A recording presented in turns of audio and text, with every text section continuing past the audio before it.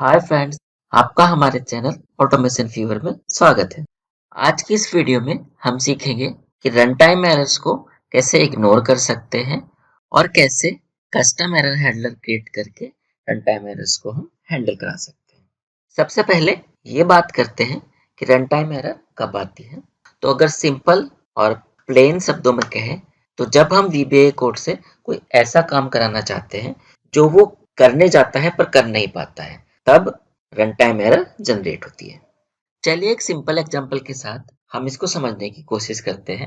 यहाँ पर हमने एक सिंपल सा एरर हैंडलिंग नाम का मैक्रो बनाया है जिसमें हम एक्टिव सीट की A0 सेल में हम ऑटोमेशन फीवर लिखवाना चाह रहे हैं। अब एक्सेल में रो होती है 1 से स्टार्ट, 0 रो होती ही नहीं है। सो अगर इस मैक्रो को रन करें तो VBA का कोड A0 सेल में ऑटोमेशन फीवर लिखवाने जाएगा, उसको मिलेगा नहीं, तो वो रन टाइम एरर हमको दे देगा। अब इन रन टाइम एरर्स को हैंडल कराने के हमारे पास दो तरीके होते हैं। या तो हम एरर को इग्नोर करा दें या फिर हम उसको हैंडल कराएं। हम दोनों तरीके के बारे में सीखते हैं। पहले सीखते हैं कि किसी एरर को हम इग्नोर कैसे करा सकते हैं। बहुत ही सिंपल है। उसके लिए हम जिस भी लाइन में लगता है कि इस लाइन में हो सकता है कि एरर आ सकती है, उससे पहले हम VBA का एक स्टेटमेंट लिखते हैं, ऑन एरर रिज्यूम नेक्स्ट। अगर आप इस स्टेटमेंट को दो टुकड़ों में पढ़ें, ऑन एरर और रिज्यूम नेक्स्ट, तो ये क्या करता है आपको सिंपली पता ही चल रहा है। ऑन एरर कहता है जब भी एरर आएगी तब जिस भी लाइन में एरर होगी उसको छोड़ के आगे बढ़ जाना है और आगे का कोड एग्जीक्यूट करना है। सो अगर F8 की प्रेस करके लाइन बाय लाइन हम इस कोड को रन करें तो ये कैसे रन होगा। ये वाली लाइन एग्जीक्यूट होगी, इससे क्या होगा, कस्टम एरर हैंडलर एक्टिवेट हो जाएगा और जिस भी लाइन में कोई रन टाइम एरर आएगी उसको इग्नोर करेगा और उससे अगली लाइन पर पहुंच जाएगा और उसको सक्सेसफुली रन कर देगा अगर उसमें कोई एरर नहीं आएगी तो। ऑन एरर रिज्यूम नेक्स्ट का तरीका सबसे ज्यादा यूज किया जाता है, पर इसको आप तभी यूज कीजिए जब आपको पता है कि ये एरर आएगी और अगर इसको इग्नोर हमने किया तो आगे हमने जो भी कोड लिखा है उसका आउटपुट हमारी एक्सपेक्टेशन के अकॉर्डिंग ही आएगा। मान लीजिए आपने कुछ ऐसा कोड लिखा कि इस लाइन में एरर आ रही है और इसी लाइन पर आगे जितना भी कोड है डिपेंड करता है, तो अगर यहाँ ही गलती हो गई और इसको फिर ऑन एरर रिज्यूम नेक्स्ट ने इग्नोर कर दिया तो आगे का सारा कोड रन तो होगा पर वो आउटपुट नहीं आएगा जो आप चाहते थे। सो रन टाइम एरर को हमें तभी इग्नोर कराना है जब हमको बिल्कुल क्लियरली पता हो कि अगर इस एक लाइन में कोई एरर आएगी और उसको हमने इग्नोर कराया तो आगे जितना भी कोड लिखा हुआ है उस पर कुछ फर्क नहीं पड़ेगा। हम एक दूसरा एग्जाम्पल देखते हैं जिसमें हम क्या करेंगे, ये जो डेली नाम की हमारी सीट है इसकी जो रेंज है B3 से लगा के D7 तक हमको इसको कॉपी कराना है। उसके बाद ईयरली नाम की सीट को एक्टिवेट करा के इस रेंज को वहां पे पेस्ट कराना है। ईयरली नाम की सीट हमारी इस एक्सेल में अभी नहीं है, तो हम देखते हैं हम ये ऑपरेशन कराएंगे तो क्या प्रॉब्लम आएगी और इसको हम फिर किस तरह हैंडल करा सकते हैं। Alt F11 की प्रेस करके चलते हैं वापस VB एडिटर में और इस लाइन को यहाँ से डिलीट कर देते हैं। इसकी जगह लिखते हैं वर्क सीट्स, सीट का नाम है हमारा डेली डॉट रेंज, जो कि है हमारी B3 से लगा के D7 तक, इसको कराना है हमें कॉपी। उसके बाद हमको ईयरली नाम की सीट को एक्टिवेट कराना है। उसके लिए हम लिखते हैं work seats yearly dot activate और फिर इस ईयरली नाम की सीट की रेंज A1 पर हमको कॉपी किए हुई रेंज को पेस्ट करा देना है। सो अगर इस एग्जांपल को हम देखें तो यहाँ हम डेटा कॉपी कराने के बाद एली नाम की सीट को एक्टिवेट करा रहे हैं और उसके बाद उसकी A1 रेंज पे डेटा को पेस्ट करा रहे हैं। तो अगर एली नाम की सीट हमारी एक्सेल फाइल में है ही नहीं तो उसके बाद अगली लाइन पे उसे पेस्ट करने क्यों जा रहे हैं। यहाँ पर बेस्ट सोल्यूशन हो सकता था कि जब एयरली नाम की सीट को एक्टिवेट करने गए और वो एक्सेल की फाइल में है ही नहीं, तो उस एरर को इग्नोर करने की बजाय हैंडल किया जाए और एयरली नाम की सीट को ऐड कर दिया जाए, जिससे कि अगली लाइन जब रन हो तो उसकी A1 रेंज पे कॉपी किया हुआ डेटा पेस्ट किया जा सके। इसका सॉल्यूशन कैसे बनाएंगे, चलिए देखते हैं। हम क्या करते हैं, एक ब्लॉक बनाते हैं। मान लीजिए एरर हैंडलर के नाम से आपको बनाना है। कुछ भी नाम रखने के बाद आपको 2 कॉलन लगाने हैं और उसके बाद एंटर की प्रेस करनी है। एरर हैंडलर में हमको क्या करना है, एक सीट ऐड करनी है और उस सीट का नेम हमको कर देना है ईयरली।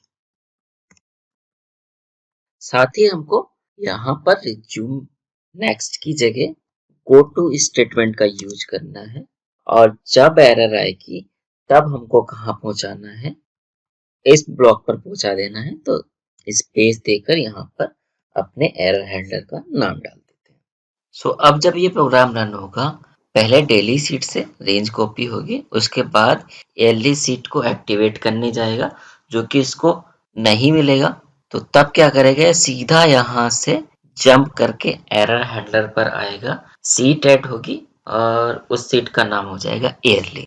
यहाँ पर एक काम और हमको करना है कि जब ये सीट का नेम चेंज करके एयरली कर दे, तो हमको क्या करना है, जिस लाइन पे एरर आई थी उससे नेक्स्ट लाइन से कोड एग्जीक्यूट कराना स्टार्ट कराना है।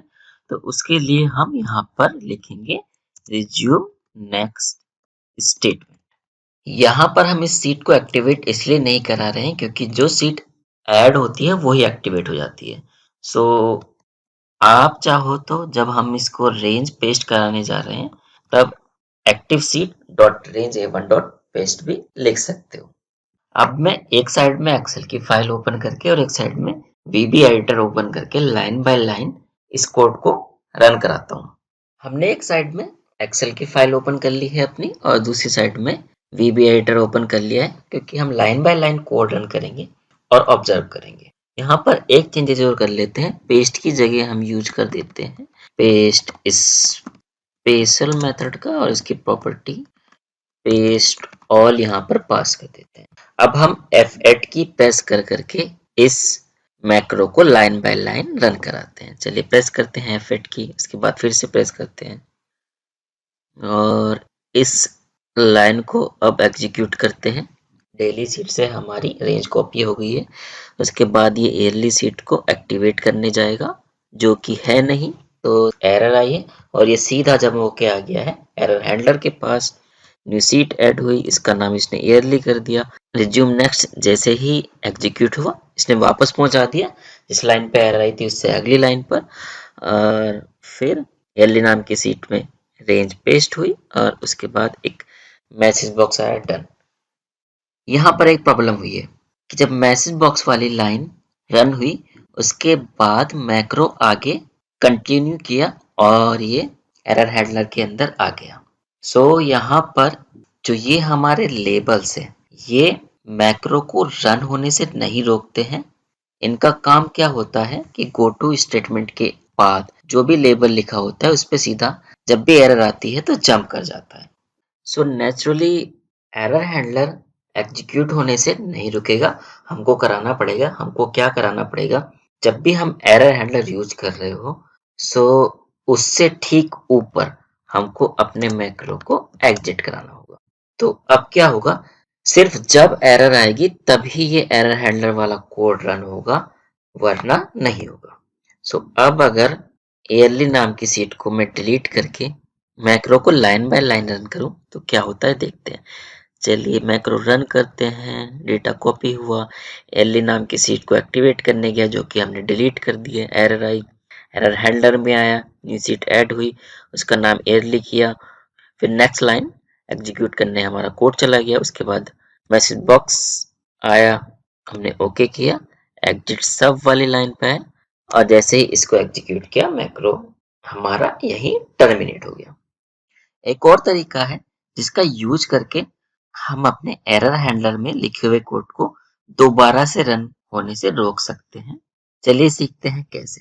सबसे पहले हम क्या करते हैं, जो एर्ली वाली सीट थी इसको डिलीट कर देते हैं ताकि जब प्रोग्राम रन हो तो एरर आए, और एग्जिट सब वाली लाइन को कमेंट बना देते हैं, और जो हमारा on error go to error handler वाला स्टेटमेंट हमने लिखा है इसको भी कमेंट कर देते हैं, क्योंकि मैं अभी इस कोड को रन करके चेक करना चाहता हूँ कि एरर नंबर क्या है।